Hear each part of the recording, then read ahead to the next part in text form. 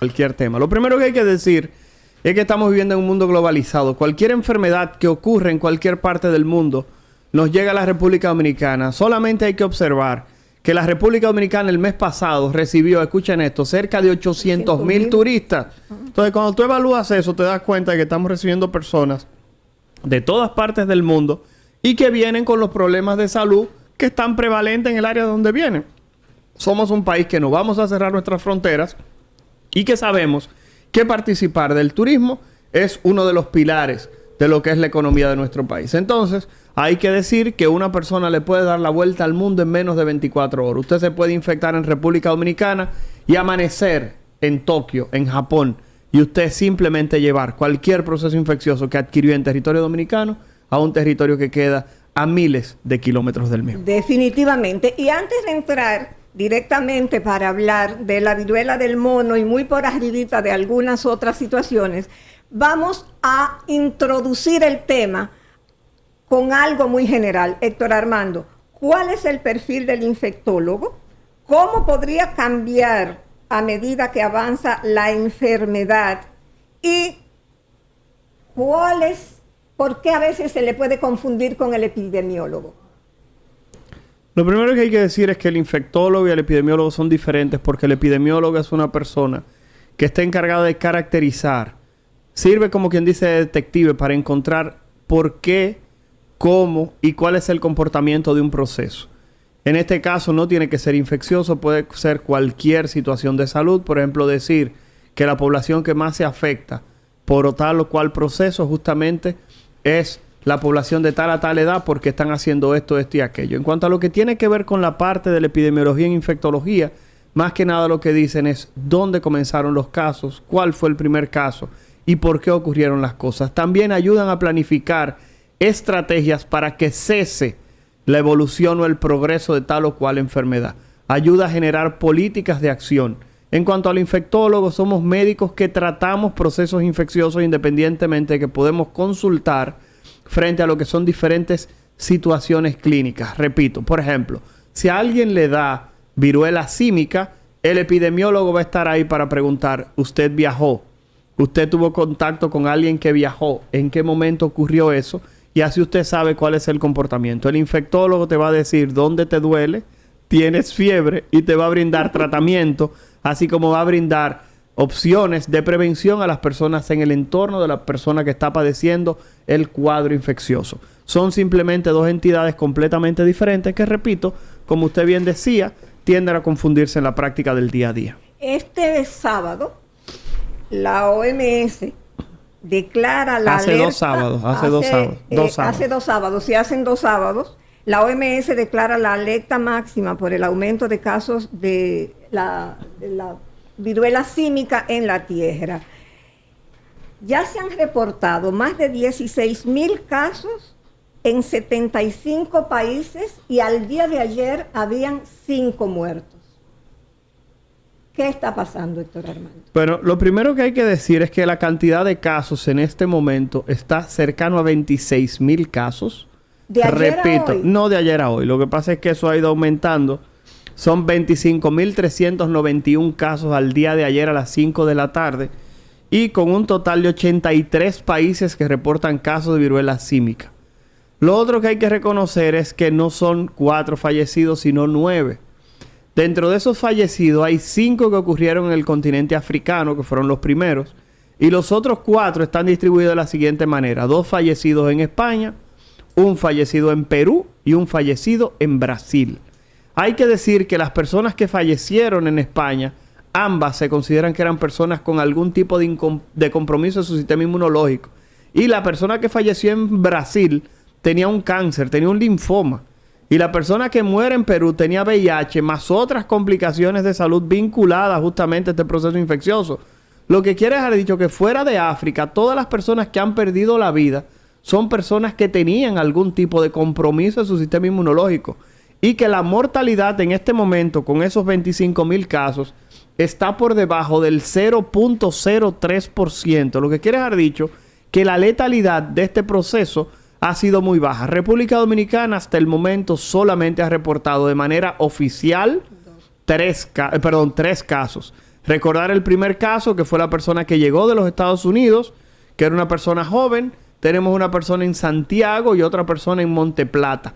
Esas personas llevaron al aislamiento de 11 personas que se mantuvieron en observación y ninguna de estas 11 personas presentaron manifestación de la enfermedad. Lo que quiere dejar dicho que en este momento tenemos, repito, 3 casos y en este momento el Ministerio de Salud Pública dice, primero, que no hay transmisión comunitaria y número 2, señala también que no existe lo que es ningún caso activo en este momento en territorio dominicano. Antes de comenzar a tomar llamada, déjame hacerte la siguiente pregunta. ¿Cómo se propaga? ¿Cuáles son los síntomas que podrían alertar a nuestros oyentes ahora de decir, yo podría estar teniendo algún síntoma de viruela del mono? Mira, una de las manifestaciones que tiene la viruela símica o viruela del mono justamente son las lesiones vesiculosas. Estamos hablando de esas lesiones llenas de agua, llenas de líquido, que son grandes. Generalmente tienden a ser un poco más grandes que lo de la varicela. Y siempre hacemos la diferenciación entre varicela y viruela. ¿Por qué? Porque la gente en el campo y en la calle dice de manera indistinta, Juanito tiene viruela. No. La viruela, el último caso que ocurrió en el mundo, ocurrió en el 1976. Recordar que en este momento tenemos viruela símica o viruela del mono. Pero antes del 76 teníamos la viruela humana, la cual desapareció, repito, en el 1976. ¿Vamos? Y las lesiones van a ser más que nada lesiones justamente vesiculosas en la piel. Vamos a tomar la primera llamada del público y luego seguimos preguntando aquí. Buenos días, Madre Paso a Paso. Su pregunta al infectólogo, por favor. Buen día. Quisiera saber si se han notificado secuelas de la viruela del mono y en caso de que sí, ¿cuáles son? Wow, excelente pregunta. Mire, la viruela símica o viruela del mono tiene el inconveniente de que es una enfermedad que puede provocar problemas a nivel de piel. La causa más frecuente, la complicación más frecuente de que las personas se hospitalicen es que las personas hagan infecciones de esas lesiones que dijimos de las vesículas. En segundo lugar, las personas pueden presentar neumonía y en tercer lugar pueden presentar encefalitis, que no es más que la inflamación del cerebro. Es tanto así que las 2 personas en España perdieron la vida fruto de que hicieron una inflamación cerebral fruto de la infección por la viruela del simio. Lo que quiere haber dicho que pudieran quedar con secuelas neurológicas, secuelas en la piel, como pudieran ser manchas, etcétera, y también quedar con alguna secuela a nivel pulmonar. Vamos a tomar otra llamada. Madre Paso a Paso, buenos días. Su pregunta al infectólogo, por favor. ¿Qué medidas preventivas son recomendables para la población no médica? Wow, excelente pregunta. Las medidas preventivas o medidas que pudiéramos utilizar para disminuir el riesgo, la ventaja es que son exactamente las mismas medidas que tomamos para el coronavirus. Distanciamiento, el uso de guantes y el uso de mascarillas. El lavado de manos frecuente, pero lo más interesante es que si alguien tiene alguna lesión en la piel que esté llena de líquidos, que pudiera sugerir varicela, que pudiera sugerir culebrilla, que pudiera sugerir herpes, esas personas deben tratar de buscar asistencia médica, puesto que los mismos deben ser evaluados para justamente prevenir complicaciones y sobre todo disminuir el riesgo de transmisión en la población. Somos un país turístico. Imagínense que en este país se desate de que un brote de 1,000, 2,000, 3,000 casos de viruela símica. Eso complicaría mucho el panorama económico en nuestro país, que ya se ha visto afectado justamente por las situaciones externas que tenemos. Armando, pero déjame hacerte una pregunta antes de tomar las siguientes llamadas del público. Si desde el 1970 no habían habido casos, nosotros todos somos pro vacuna y tú has tenido una campaña fabulosa para que la gente se vacune contra el coronavirus.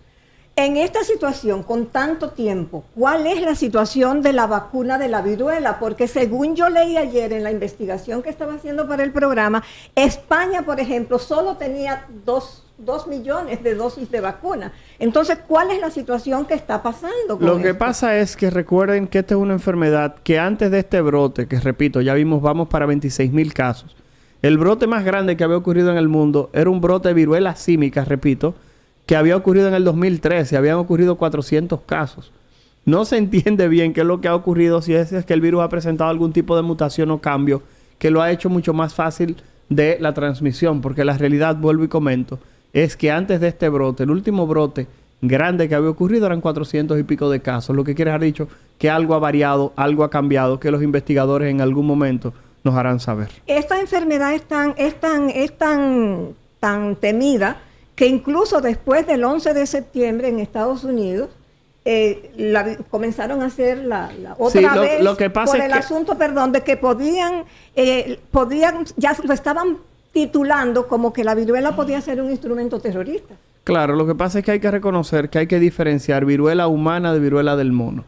Recordar que la viruela humana desapareció en el 1976. La viruela símica es la que se mantiene y, repito, son entidades completamente diferentes. La viruela puede llegar a tener una mortalidad hasta de un 30%. No lo olvidemos. Vamos a tomar llamadas del público, que eso es lo más importante para nosotros ahora. Buenos días, madre paso a paso. Su pregunta al infectólogo, por favor. Sí, bueno, yo quiero realizar una pregunta. Sí, diga, por favor. ¿Debe ser condón la persona que se ha recuperado de la viruela de la viruela símica? Wow, ustedes saben que esa es una pregunta muy, muy interesante, sobre todo porque hoy en día se habla de lo que es la transmisión de la viruela símica vinculada a las relaciones sexuales.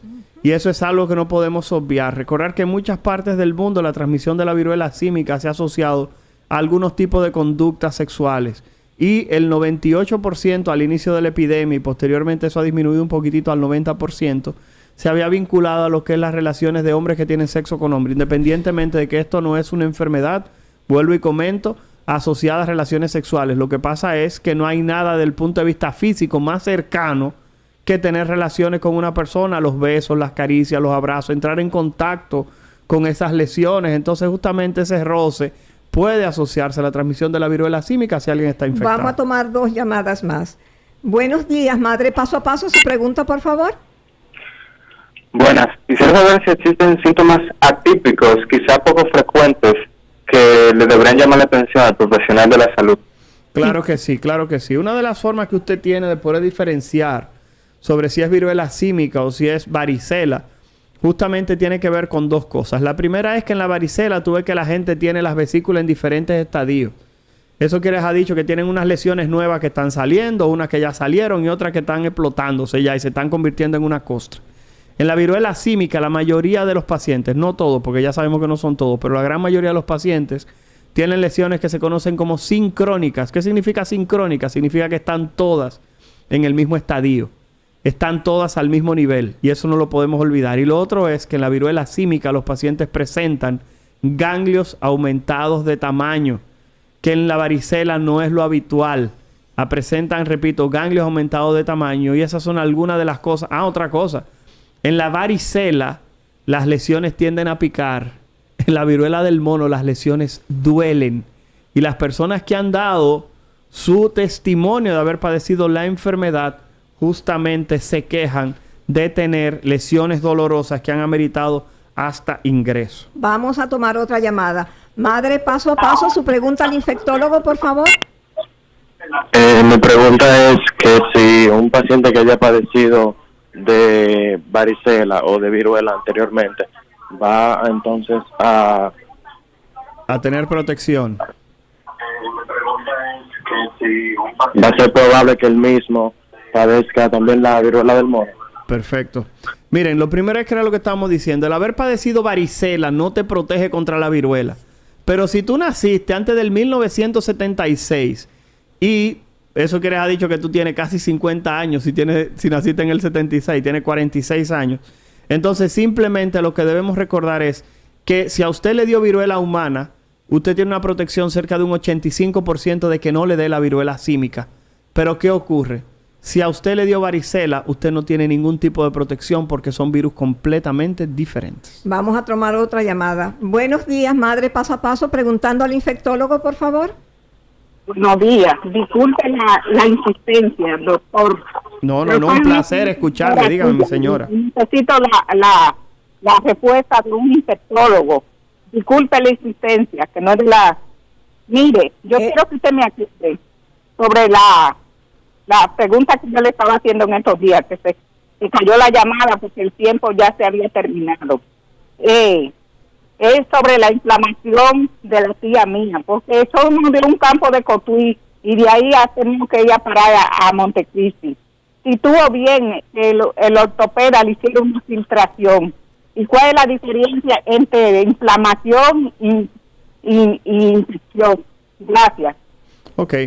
Bueno, mi señor, usted comprenderá, yo no soy ortopeda, soy infectólogo, pero la realidad es que ese tipo de procesos, sobre todo cuando infiltran los ortopedas, es para tratar de disminuir la inflamación de manera local.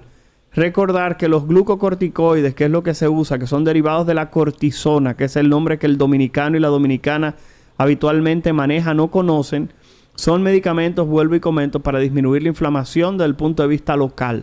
Así que la recomendación es que si la señora no ha mejorado y el proceso continúa, simplemente que sea evaluada.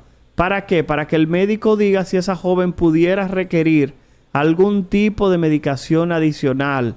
Podría ser terapia, en algunos casos pudiera ser o la misma inyección, a dosis un poco más alta o más en el tiempo, o sea, mayor cantidad de dosis, o simplemente que esa persona pudiera necesitar cirugía para tratar de corregir el proceso que tiene. Así que nuestra recomendación siempre es ir donde el especialista para que él tome la decisión y pueda hacer el manejo pertinente. Héctor Armando, antes de seguir tomando las llamadas del público, una pregunta. ¿Por qué la viruela del mono se dice que es una enfermedad sistémica? No, lo de sistémica lo que significa es que afecta más de un órgano. Recordar que en este caso, cuando hablamos de viruela símica, solamente nos concentramos en las lesiones en la piel, pero ya dijimos que puede producir neumonía, puede producir encefalitis, puede producir manifestación hasta en los ojos. Hay personas que han quedado con problemas visuales porque puede producir algo que se conoce como queratitis, que es inflamación de esas primeras capas que cubren el ojo, y las personas pueden hasta perder la visión fruto de este proceso infeccioso. O sea, que en este caso en particular, si bien es cierto, la República Dominicana ha sido bastante bendecida de que solamente tuvimos 3 casos y el proceso se ha frenado, eso no quiere dejar dicho que no debemos mantenernos atentos a las diferentes manifestaciones. Vamos a seguir tomando llamadas. Buenos días. Madre, paso a paso, preguntando al infectólogo, por favor. Buenas, yo quisiera saber que ahora, aprovechando la semana de la lactancia, si es posible que se transmita el virus de la viruela del mono de la madre al hijo en el momento de la lactancia. Mira, esa es una excelente pregunta y la respuesta es que sí. Sí existe transmisión de viruela símica a través de la lactancia. Y no solamente eso, sino que pudiera existir también a través de las vesículas. El contacto cercano, recuerda que se pudiera asociar a transmisión. Es tanto así que se puede asociar la transmisión de la madre al hijo durante el embarazo. Y más todavía, las embarazadas se consideran grupos de riesgo de presentar formas severas cuando se enferman con la viruela símica. Es tanto así que es una recomendación internacional que si le da a una embarazada viruela símica, se hospitalice, para que tengas una idea. Hasta eso es una recomendación. Seguimos tomando preguntas para el infectólogo en Madre Paso a Paso. Su pregunta, por favor. Buenos días. Yo quiero preguntarle al doctor, al infectólogo, que mi esposo tuvo COVID, tuvo muy grave, tuvo 20 días internos, hace como 4 meses ya. Pero yo estuve tan cerca de él sin saber que él tenía el COVID y hasta besito le daba. Pero a mí nunca me ha dado COVID. Y he estado cerca de muchas personas con COVID que se han visto muy graves. Pero a mí, no es que yo quiero que me deje más, pero ¿por qué a mí no me ha dado? Si he estado tan cerca.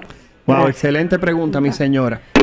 Muy buena pregunta y le voy a decir algo. Hay un grupo de personas que por alguna condición genética tienen pobres receptores o poca cantidad de receptores en sus células, aparentemente para que el virus los pueda infectar. Ese grupo de personas siguen en este momento siendo objeto de estudio para tratar de ver por qué tienen esa resistencia. Eso se puede dar no solamente con el coronavirus. Fíjense cómo en una casa le da gripe a todo el mundo y hay una gente que no le da nunca. ¿Y el VIH? Y no, sí, pero estamos hablando específicamente de procesos de este tipo. Ok, entonces cuando uno menciona ese tipo de cosas, hay personas que nunca se van a infectar de alguna enfermedad por diferentes motivos. Pero terminar diciendo, y esto sí es interesante, que también a usted le pudo haber dado coronavirus. Le pudo haber dado coronavirus y haber pasado completamente asintomática. Recordar que existe un grupo de personas que pueden presentar infección por coronavirus de manera asintomática. Y si usted quiere saber si le dio o no, hay una prueba que se llama IgG-IgM contra el COR. El COR no es más que una sustancia que no está presente en la vacuna.